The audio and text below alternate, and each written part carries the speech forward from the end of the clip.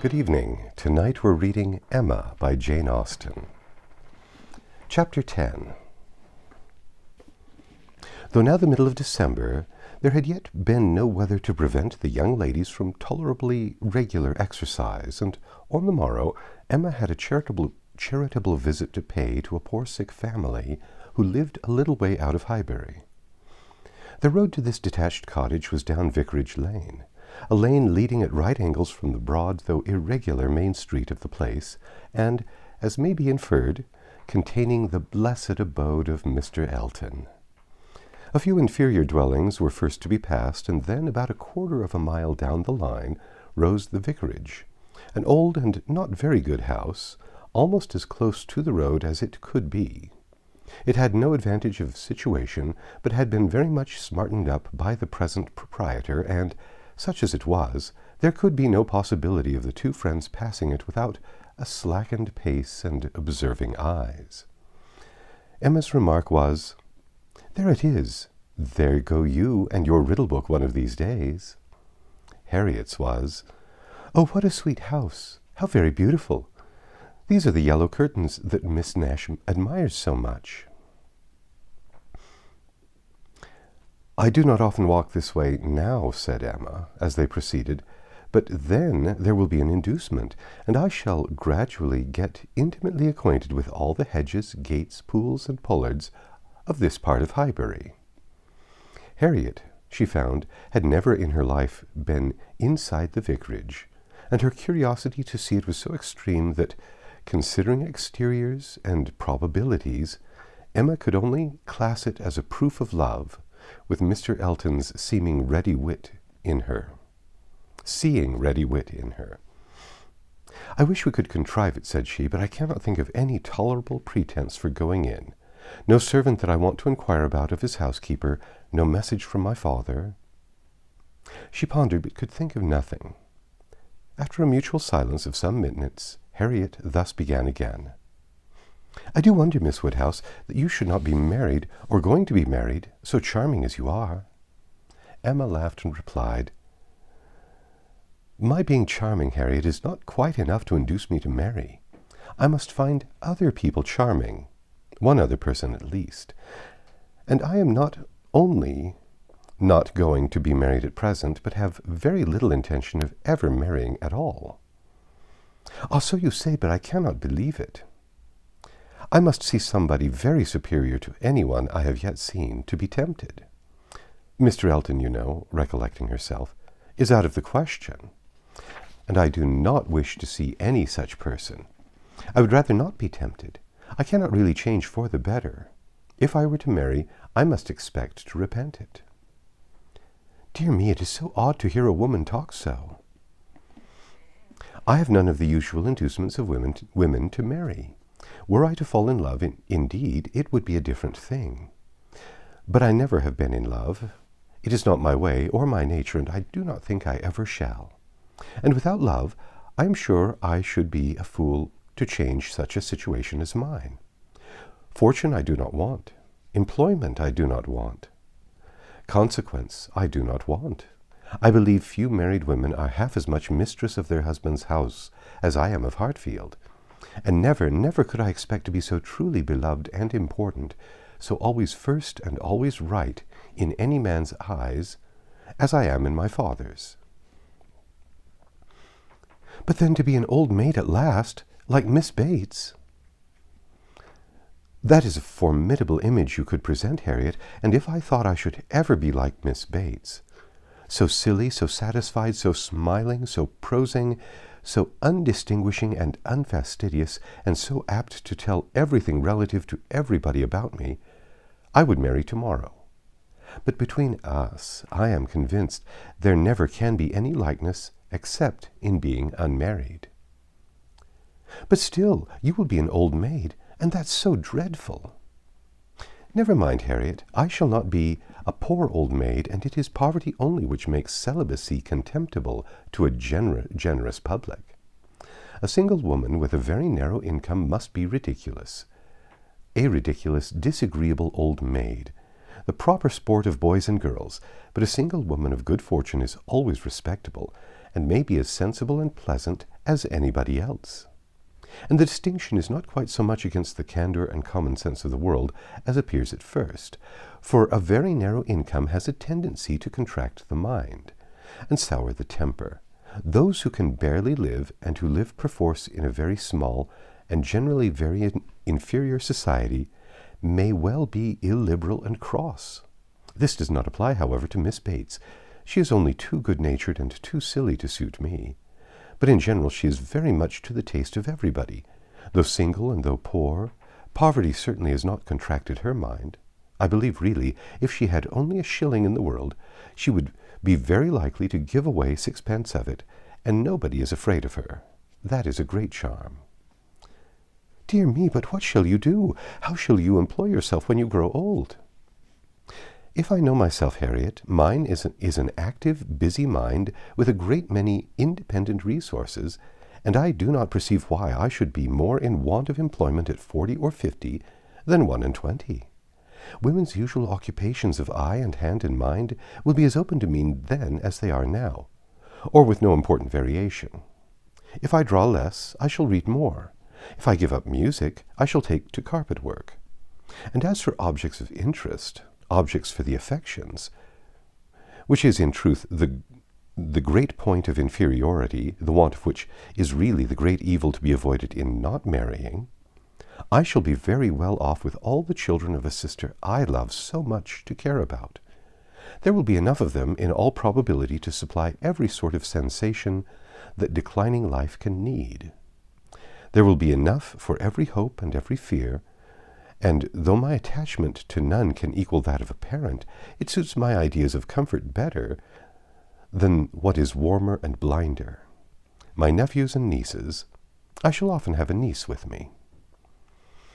Do you know Miss Bates' niece? That is, I know you must have seen her 100 times, but are you acquainted? Oh, yes, we are always forced to be acquainted whenever she comes to Highbury.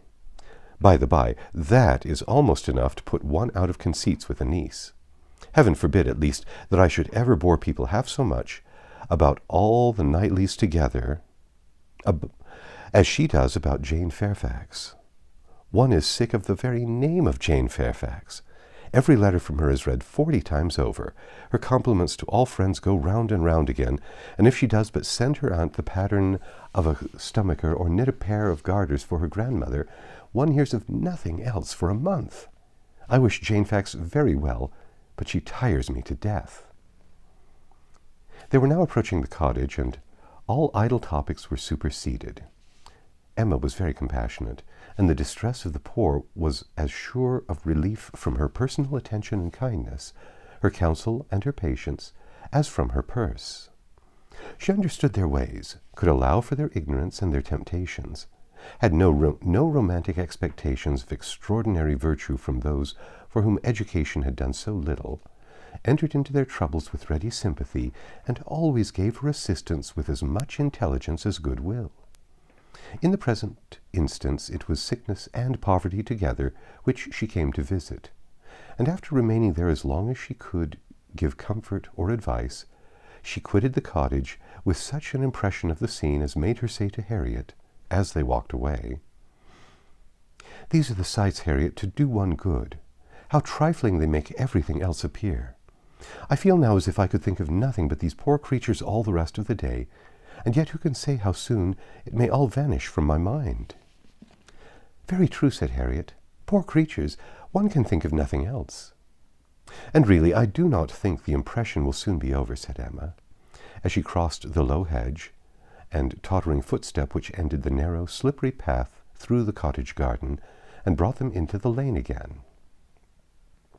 "I do not think it will," stopping to look once more at all outward wretchedness of the place, and recall the still greater within.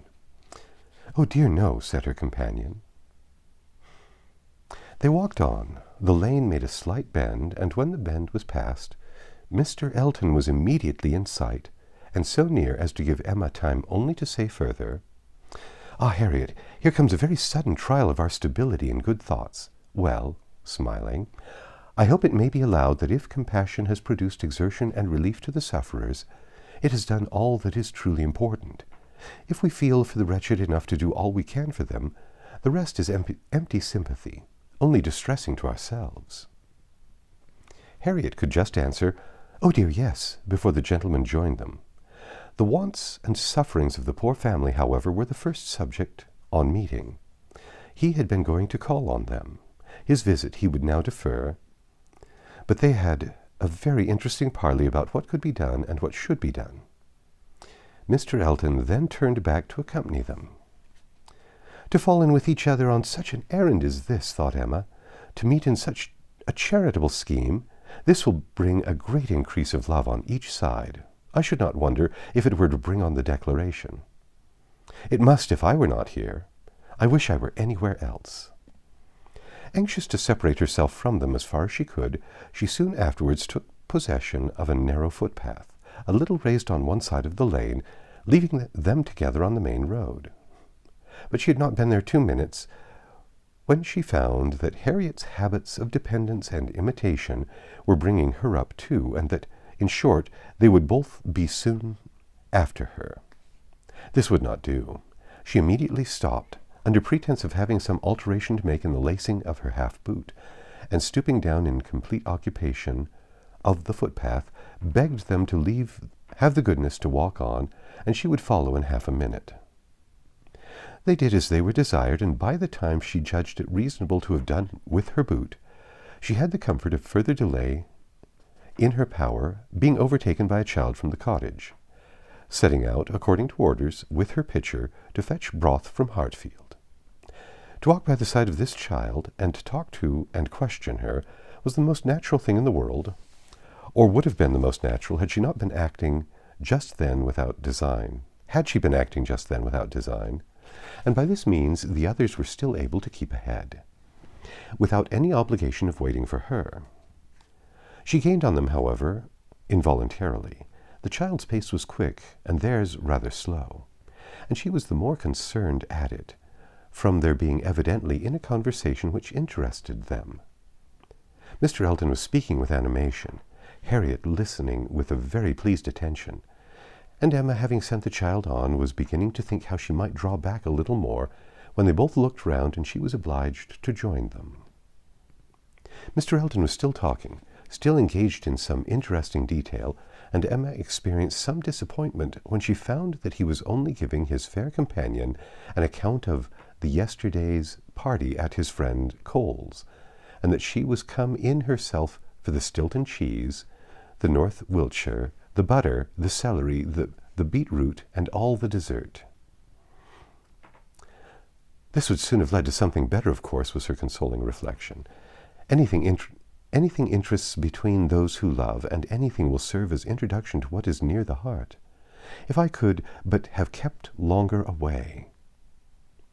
They now walked on together quietly till within view of the vicarage pales, where a sudden resolution of at least getting Harriet into the house made her again find something very much amiss about her boot, and fall behind to arrange it once more. She then broke the lace off short, and dexterously throwing it into a ditch, was presently obliged to entreat them to stop, and acknowledged her inability to put herself to rights so as to be able to walk home in tolerable comfort. "Part of my lace is gone," said she, "and I do not know how I am to contrive. I really am a most troublesome companion to you both, but I hope I am not often so ill-equipped. Mr. Elton, I must beg leave to stop at your house and ask your housekeeper for a bit of ribbon or string, or anything just to keep my boot on." Mr. Elton looked all happiness at this proposition, and nothing could exceed his alertness and attention in conducting them into his house, and endeavoring to make everything appear to advantage. The room they were taken into was the one he chiefly occupied, and looking forwards, behind it was another with which it immediately communicated. The door between them was open, and Emma passed into it with the housekeeper, to receive her assistance in the most comfortable manner. She was obliged to leave the door ajar as she found it, but she fully intended that Mr. Elton should close it. It was not closed, however, it still remained ajar, but by engaging the housekeeper in incessant conversation, she hoped to make it practicable for him to choose his own subject in the adjoining room. For 10 minutes she could hear nothing but herself. It could be protracted no longer. She was then obliged to be finished and make her appearance. The lovers were standing together in one of the windows. It had a most favorable aspect, and for half a minute Emma felt the glory of having schemed successfully. But it would not do. He had not come to the point. He had been most agreeable, most delightful. He had told Harriet that he had seen them go by and had purposely followed them. Other little gallantries and allusions had been dropped, but nothing serious. Cautious, very cautious, thought Emma. He advances inch by inch and will hazard nothing till he believes himself secure. Still, however, though everything had not been accomplished by her ingenious device, she could not but flatter herself that it had been the occasion of much present enjoyment to both, and must be leading them forward to the great event. That's the end of Chapter 10. Come back tomorrow and we'll read Chapter 11.